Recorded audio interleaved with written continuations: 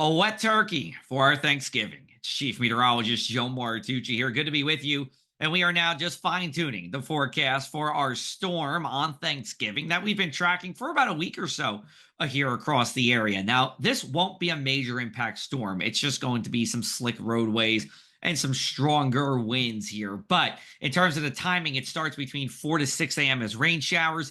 Heaviest will be during some of those turkey trots from 6 to 9 a.m. here. Then it rains for the rest of the day. However, if you're in Monmouth and Ocean counties, it will be wetter than Atlantic and Cape May counties, where you could even get into a dry slot and be dry for a few hours here. But all of this ends by 4 to 6 p.m. when probably the turkey will be in your stomachs by that point in time.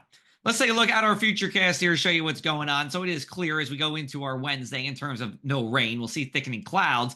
Then as we go overnight, it's cloudy. Here comes that rain. You'll even see a slot of some dry air in Cape May and Atlantic counties there before getting out during the evening hours. Rainfall totals are going to vary, but generally between a half inch to an inch, lowest in Cape May, highest in Monmouth counties. It's another good drink of water that will certainly take. Here's a look at our Wednesday numbers. So we start between 35 to 40 degrees at 7 a.m. We'll top out right around a seasonable 50 degrees. We'll see early sunshine giving way to clouds on a gentle west-northwest wind. For your Wednesday night, it's just thickening clouds here across the area.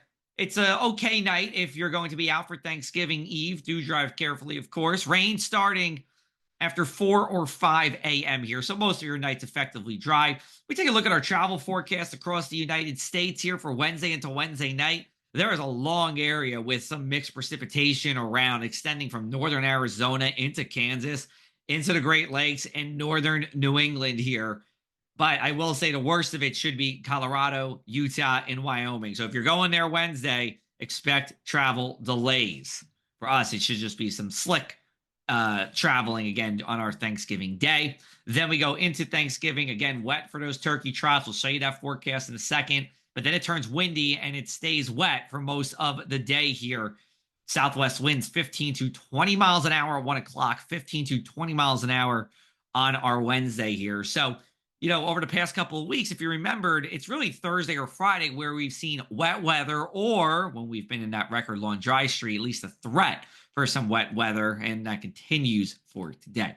Here's a look at our turkey trot. So we're talking about, again, rain for most of these. Now, some that start at 9 a.m. here to South Vineland Thanksgiving run, or to run your giblets off at Homedale, I'll be there, should be more showery as opposed to a steady rain, but not the best weather for those turkey trots. After Thanksgiving, it gets cold. Talk about feeling like the holiday season. We got a lot of these Barney purples over us. That indicates cold air as a trough of low pressure moves over us and pretty much stays overhead. And take a look at our inland 7-day forecast here. It's 55 on Thanksgiving. And then we're in the 40s the rest of the way. In the low 40s at that. Once we get to Saturday, lows in the 20s. You could plug and play this into mid-January. That's what we would have here.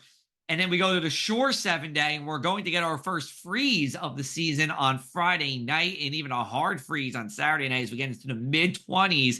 It will be cold. You're going to want to bundle up, and it is a sure sign that winter is here at the Jersey Shore.